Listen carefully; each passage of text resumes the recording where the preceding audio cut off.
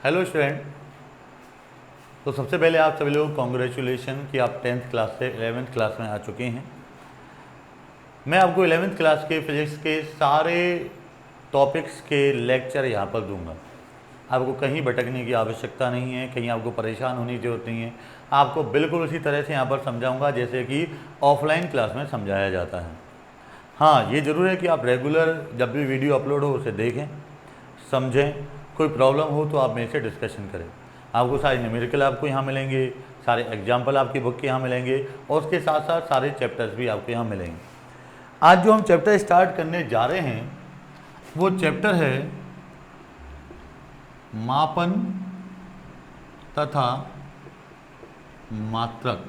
यानी हम किसको स्टार्ट करेंगे? हम जिस चैप्टर को स्टार्ट करेंगे उस चैप्टर का नेम है बेटा मापन तथा मात्रक। मापन तथा मात्रक को समझने के लिए हम जरा स्टेप बाय स्टेप चलते हैं और सबसे पहले हम बात कर लेते हैं भौतिक राशि की। भौतिक राशि, भौतिक राशि क्या होती है? हम कहते हैं वे राशियाँ जो कि मापन योग्य होती हैं, जिन्हें मापा जा सकता है, जिनका मान प्राप्त किया जा सकता है, उन्हें हम क्या कहते हैं? भौतिक राशियाँ होती हैं। जिन्हें आप छू सकते हैं, जिन्हें आप माप सकते हैं, वो आपकी भौतिक राशियाँ होंगी। जैसे अब मैं आपसे कहूँ कि भाई मैं सोचता हूँ कि मैं प्रधानमंत्री बन जाऊँ, तो मैं कितना सोचता हूँ? इसको माप तो नहीं सकते ना भैया। 2 किलो सोचते हो, 3 किलो सोचते हो, 4 किलो सोचते हो, नहीं माप सकते ना, तो ये आपकी भौतिक राशि नहीं है। मेरी लंबाई कितनी है, इसको आप माप सकते हो, ये भौतिक राशि है। मेरा द्रव्यमान कितना है, इसको आप माप सकते हो, ये भौतिक राशि है। तो मापन योग्य जितनी भी राशियाँ होती हैं उनको हम क्या कहते हैं बेटा? भौतिक राशियाँ कहते हैं। भौतिक राशियों को क्या किया जा सकता है? मापा जा सकता है। आप उनका आभास कर सकते हैं, उन्हें महसूस कर सकते हैं, उन्हें छू सकते हैं। जैसे कि वायु की गति, तो वायु तेज चलती है तो पता लगता है ना आपको, मापन योग्य है वो आपको। ठीक है, तो जितनी भी राशियाँ होती हैं उनको आप माप सकते हो। अब मैं आपसे कहूँ भाई मुझे भूख लग रही है, अब कितनी भूख लग रही है माप सकते हो क्या आप? तो मापन योग्य नहीं है, तो भौतिक राशि नहीं होगी। तो हम भौतिक राशि किसको कहते हैं? जो कि मापन योग्य होती हैं, जिन्हें आप महसूस कर सकते हैं, उन्हें आप लोग क्या कह देते हैं भैया? आप उनको भौतिक राशियाँ कह देते हैं। माप सकते हैं, आप छू सकते हैं। लंबाई देख ली मैंने भाई, बोर्ड की लंबाई चौड़ाई देख ली, इसको मैंने कह दिया भाई ये तो मापन योग्य है, तो ये भौतिक राशि हो जाएगी। इसकी लंबाई भी भौतिक राशि है, इसकी चौड़ाई भौतिक राशि है। ठीक है, लेकिन अब हम इंपॉर्टेंट चीज़ों पर आते हैं, मापन पर। मापन क्या होता है? मापन का मतलब मापना, किसी का भी मान पता लगाना। अब आप मान कैसे पता लगाओगे भाई? भाई मान पता करने की भी तो कोई तरीके हुए होंगे। अब मान कैसे पता लगाया जाता है? जैसे मैं आपसे कहूँ कि भाई एक काम करो, एक लकड़ी लेकर आओ। अब बोले सर कितनी लकड़ी लेकर आए? बोले ऐसा करो 4 हाथ लंबी लकड़ी लेकर आओ। अब 4 हाथ लंबी लकड़ी में तो चक्कर पड़ जाएगा। 4 हाथ लंबा मेरा अलग होगा, आपका अलग होगा, और कोई छोटे कद का बच्चा गया तो उसका और अलग हो जाएगा। तो फिर यहाँ तो झगड़े की संभावना हो जाएगी। मैं आपसे कहूँ कि भाई ऐसा करो, इस ज़मीन को नाप लो, इसको हम खरीद लेते हैं। आप बोले सर कितनी ज़मीन? 20 कदम नाप लेते। अब आपका 20 कदम और मेरा 20 कदम तो अलग अलग हो। तो यानी उस कंडीशन में क्या है, मापना प्रॉपर वे से संभव नहीं हो पा रहा, बड़ी समस्याएं आ रही।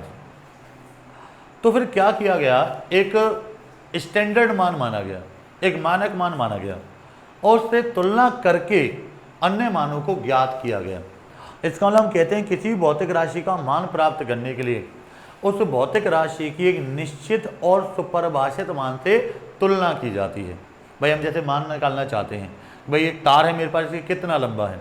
आप बोलो सर 5 मीटर लंबा है। तो 5 मीटर का मतलब क्या हो गया? मीटर का 5 गुना है। तो आपने मीटर से तुलना की है ना, तो आपका जो निश्चित और सुपरिभाषित मान है वो मीटर हो गया। आपको 1 मीटर समझा दिया गया था, उसी का 5 गुना ये यहाँ पर है। तो हम क्या किया जाता है, किसी भौतिक राशि का मान प्राप्त करने के लिए उस भौतिक राशि की एक निश्चित व सुपरिभाषित, निश्चित व सुपरिभाषित मान से तुलना की जाती है। और जो ये निश्चित या सुपरिभाषित मान होता है उसको हम कहते हैं मात्रक। और तुलना करने की जो प्रक्रिया होती है उसको हम क्या कहते हैं? मापन कहते हैं। समझ लेना बेटा, किसी भौतिक राशि का मान प्राप्त करने के लिए उस भौतिक राशि की मान की एक निश्चित व सुपरिभाषित मान से तुलना की जाती है। वो निश्चित और सुपरिभाषित मान क्या कहलाता है? मात्रक कहलाता है। और तुलना करने की जो प्रक्रिया है उसी को हम लोग क्या कहते हैं? मापन कहते हैं। आप चाहें तो मेरे इस लैंग्वेज के बेसिस पर नोट्स भी खुद प्रिपेयर कर सकते हैं। जो मैंने परिभाषा बोली इसको लिख लेना, नोट्स होगी, ठीक है। किसी भौतिक राशि का मान प्राप्त करने के लिए उस भौतिक राशि के मान की एक निश्चित व सुपरिभाषित मान से तुलना की जाती है। भौतिक राशि का ये निश्चित व सुपरिभाषित मान मात्रक कहलाता है। और तुलना करने की जो प्रक्रिया होती है उसको हम लोग क्या कहते हैं? मापन कहते हैं। आप बोलो सर ये मात्रक कैसा होना चाहिए? मात्रक के बारे में बताओ कि भाई मात्रक की क्या क्या विशेषताएं हो सकती हैं। सबसे पहली बात बहुत इंपॉर्टेंट कि मात्रक सुपरिभाषित होना चाहिए, यानी वेल डिफाइंड होना चाहिए, आसानी से आप उसको परिभाषित कर सकें। आप बोलो साहब 1 मीटर कितना होता है? 1 मीटर साहब मेरे बाबा ने एक डंडा लिया था, वो डंडा उसने अपने चाचा को दिया, चाचा ने थोड़ा सा काट दिया, काटने के बाद चाचा ने देखा वो उनकी टांग से 2 अंगुल छोटा था, वो 1 मीटर है। अब ये परिभाषा ना तो मेरी समझ में आ रही ना आपकी समझ में आ रही, तो सामने वाले की भी समझ में नहीं आएगी। तो इसका मतलब ऐसी वैल्यू होनी चाहिए, परिभाषा ऐसी होनी चाहिए जिसको आप आसानी से किसी को भी समझा सकें। तो एक ऐसा होना चाहिए सुपरिभाषित होना चाहिए जिससे हर कोई इसको आसानी से समझ सके।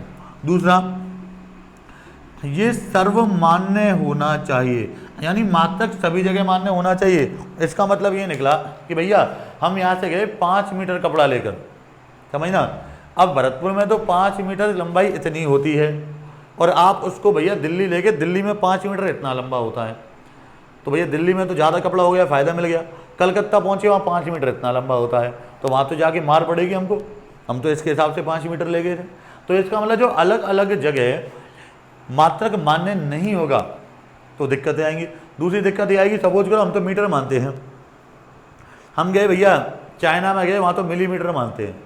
हम कहते हैं 1 मीटर कपड़ा दे दो, वो समझेगा ही नहीं, वो तो मिलीमीटर समझता है, और मिलीमीटर हम नहीं समझते, तो दिक्कत होगी नहीं। तो इसका मतलब वो कैसा होना चाहिए? सर्वमान्य होना चाहिए। अगर आप मीटर को जानते हैं तो चाइना वाले भी मीटर को जानेंगे, आपके अमेरिका वाले भी मीटर को जानेंगे, आपके ब्रिटेन वाले भी मीटर को जानेंगे, आपके ऑस्ट्रेलिया न्यूजीलैंड वाले भी मीटर को जानेंगे। तो कैसा होना चाहिए? सर्वमान्य होना चाहिए, हर जगह पर ये मान्य होना चाहिए। ये 2 हो गया बेटा।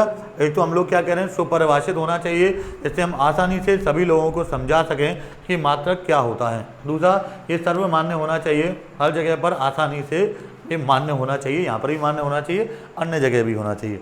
अगला,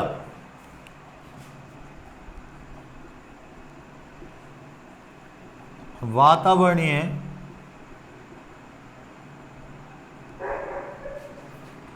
परिवर्तनों से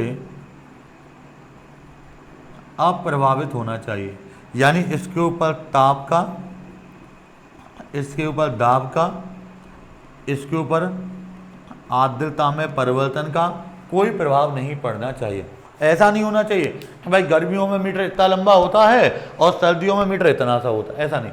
भाई गर्मी में मीटर की लंबाई इतनी बड़ी, सर्दी में मीटर की लंबाई इतनी बड़ी, बारिशों में मीटर की लंबाई इतनी बड़ी, तो ये तो बहुत ज़्यादा दिक्कत पैदा करने वाला विषय हो जाएगा। आपने दाब बढ़ाया मीटर छोटा हो गया, आपने दाब कम किया मीटर बड़ा हो गया, फूल गया था, तो ये दिक्कत हो जाएगी। तो इसका मतलब क्या है? ये ना तो आपके ताप में परिवर्तन से प्रभावित होना चाहिए, ना ये दाब में परिवर्तन से प्रभावित होना चाहिए, ना ये आर्द्रता व वायुमंडलीय नमी में परिवर्तन से प्रभावित होना चाहिए। तो यानी सबसे पहला सुपरिभाषित होना चाहिए, आसानी से सब लोग समझ सकें। दूसरा, सर्वमान्य होना चाहिए, यूनिवर्सली एक्सेप्टेड होना चाहिए, सभी लोग इसको माने, आप किसी भी हिस्से में चले जाएं वहाँ ये मान्य होना चाहिए। तीसरा, वातावरणीय परिवर्तनों से अप्रभावित होना चाहिए, वातावरणीय परिवर्तनों का इसके ऊपर कोई भी प्रभाव नहीं पड़ना चाहिए। तो ये बेटा हमने मापन की डेफिनेशन समझी और मात्रक की डेफिनेशन यानी परिभाषा समझी। अब जरा हम बात कर लेते हैं भौतिक राशियों के प्रकारों की, और उन्हीं के आधार पर हम मात्रक के प्रकारों की बात भी कर लेंगे। हम कहते हैं बेटा भौतिक राशियाँ 2 प्रकार की होती हैं। एक तो होती हैं मूल राशियाँ, एक होती हैं व्युत्पन्न राशियाँ। भौतिक राशियों की हम बात करें बेटा तो भौतिक राशियाँ 2 प्रकार की होती हैं। एक मूल राशियाँ और एक व्युत्पन्न राशियाँ। हाँ, इतना हम लोग याद रखेंगे कि जो मूल राशियों के मात्रक होते हैं उन्हें हम मूल मात्रक कहते हैं, और व्युत्पन्न राशियों के जो मात्रक हैं वो आपके व्युत्पन्न मात्रक कह रहे हैं। सिंपल याद रखें बेटा, भौतिक राशियाँ दो प्रकार की होती हैं, एक तो मूल राशियाँ और एक व्युत्पन्न राशियाँ। जो मूल राशियाँ होती हैं उनके मात्रक मूल मात्रक कहलाते हैं, और जो व्युत्पन्न राशियाँ होती हैं उनके मात्रक व्युत्पन्न मात्रक कहलाते हैं। क्वेश्चन आता है मूल राशियाँ क्या होती हैं, फिर आता है व्युत्पन्न राशियाँ क्या होती हैं। तो वे भौतिक राशियाँ जो अन्य राशियों पर निर्भर नहीं करती, हम क्या बोलेंगे, अन्य राशियों पर निर्भर नहीं करती, वे भौतिक राशियाँ जो कि अन्य राशियों पर निर्भर नहीं करती मूल राशियाँ कहलाती हैं। जैसे समझना, मैं आपसे कहूँ कि भैया मेरा जो द्रव्यमान है वो 80 किलो है, 80 केजी है। अब क्या हुआ कि भाई मैंने टाइम देखा, अभी 80 केजी है, 5 मिनट बाद कितना होगा, 80 केजी होगा, 10 मिनट बाद कितना होगा, 80 केजी होगा। तो क्या समय को परिवर्तित करने पर मेरे द्रव्यमान में कोई परिवर्तन आ रहा है क्या? नहीं आ रहा। मेरा द्रव्यमान अगर 80 के 90 किलो होता तो टाइम 10 बज रहे हैं तो 10 ही बजते, वो 11 थोड़ी बज जाते। ये तो होता बेटा। मैं कह रहा हूँ जैसे मार्कर की लंबाई अगर 1 मीटर है, तो अगर मैं इसके द्रव्यमान को बढ़ा दूँ या मैं समय में परिवर्तन करके देखूँ, क्या इसकी लंबाई में कोई परिवर्तन होगा क्या? नहीं होगा। तो जैसे हम बात करें कि भाई जो लंबाई होती है, हम बात करें बेटा द्रव्यमान की बात करें, हम बात करें समय की, या इसी को हम मेनली कहते हैं समय अंतराल की, तो ये राशियां जो हैं वो किसी भी अन्य राशि पर निर्भर नहीं करती। इन्हें हम क्या कहते हैं? मूल राशियां। और इनके जो मात्रक होते हैं बेटा वो क्या कहलाते हैं? मूल मात्रक कहलाते हैं। अभी जब हम मात्रक पद्धति आप पढ़ेंगे तब मैं आपको सबके मात्रक अच्छी तरह से समझाऊंगा। तो मूल राशियां वे भौतिक राशियां जो कि अन्य राशियों पर निर्भर नहीं करती, उन्हें हम क्या कहते हैं? मूल राशियां कहते हैं। एग्जाम्पल हमारा क्या हो गया? लंबाई हमारा उदाहरण हो गया, द्रव्यमान हमारा उदाहरण हो गया, और समय हमारा उदाहरण हो गया, और इनके मात्रक क्या कहलाते हैं? मूल मात्रक कहलाते हैं। अगला हम आते हैं बेटा व्युत्पन्न राशियों पर। वे राशियां जो कि मूल राशियों से व्युत्पन्न की जाती हैं, या वे भौतिक राशियां जो कि मूल राशियों पर निर्भर करती हैं, उन्हें हम क्या कहते हैं? व्युत्पन्न राशियां। जैसे समझो, मैं कहता हूं चाल। चाल क्या होता है? दूरी अपॉन समय अंतराल। तो देखो, एक तो दूरी पर निर्भर कर रहा है, एक समय अंतराल पे निर्भर कर रहा है। दूरी यानी पथ की लंबाई, और समय अंतराल तो आपका है ही है समय बेटा। तो देखो आपने देख लिया कि ये मूल राशियों पर निर्भर कर रहा है, मूल राशियों से व्युत्पन्न की जा रही हैं, तो ऐसी राशियों को हम क्या कहते हैं? व्युत्पन्न राशियाँ कहते हैं। यानी वे भौतिक राशियाँ जो कि मूल राशियों पर निर्भर करती हैं या मूल राशियों से व्युत्पन्न की जाती हैं, उन्हें हम क्या कहते हैं? व्युत्पन्न राशियाँ कहते हैं बेटा। और इनके जो मात्रक हैं उन मात्रकों को हम क्या कहते हैं? व्युत्पन्न मात्रक। क्लियर बेटा? तो मूल राशियाँ वे भौतिक राशियाँ जो कि अन्य राशियों पर निर्भर नहीं करती, उन्हें हम मूल राशियाँ कहते हैं। और वे राशियाँ जो कि मूल राशियों पर निर्भर करती हैं या मूल राशियों से व्युत्पन्न की जाती हैं, उन्हें हम व्युत्पन्न राशियाँ कहते हैं। और इन राशियों के जो मात्रक होते हैं, इन राशियों के मात्रकों को हम लोग कहते हैं बेटा व्युत्पन्न मात्रक कहते हैं। क्लियर बेटा? बहुत सिंपल सा है। अब जैसे मात्रक पद्धतियों पर हम आएंगे, तो हमको जो मात्रक पद्धतियाँ पढ़नी है बेटा, एक तो हमको पढ़नी है MKS पद्धति, दूसरी हमको पढ़नी है CGS पद्धति, तीसरी हमको पढ़नी है FPS पद्धति, और अंत में हम आएंगे SI मात्रक पद्धति पर। स्टेप बाय स्टेप चलेंगे। सबसे पहले हम MKS मात्रक पद्धति की बात करेंगे, और उसके बाद हम CGS मात्रक पद्धति की बात करेंगे, और उसके बाद हम FPS मात्रक पद्धति की बात करेंगे, और उसके बाद हम SI मात्रक पद्धति की बात करेंगे।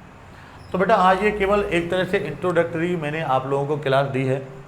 कल से आपको इसके रेगुलर वीडियोज अपलोड मिलेंगे। रेगुलर का मतलब हो सकता है माइट भी जैसे एक आध दिन ना आए, लेकिन अब जो वीडियो आएगा वो आपका 45 to 50 मिनट्स या 1 आवर का आएगा, जिससे प्रॉपर आप टॉपिक को समझ सकें। लंबे लंबे वीडियो जाएंगे, आराम से जल्दी जल्दी आपके सिलेबस को कवर कराया जाएगा। उसके साथ आपको सारे न्यूमेरिकल कराए जाएंगे, सारे एग्जाम्पल आपके कराए जाएंगे। तो आप लोग बेटा चैनल को सब्सक्राइब जरूर कर लेना अगर आपने नहीं किया है, और अगर आपको ये कंटेंट पसंद आया है तो लाइक कर देना, और रेगुलर बेटा इसको देखते रहना, जिससे आपके 11th क्लास के हम सारे टॉपिक्स को कल। ओके बेटा, फिलहाल आज हम क्लास को यहीं कंक्लूड कर देते हैं। बाय बेटा, नेक्स्ट क्लास में कल मिलेंगे।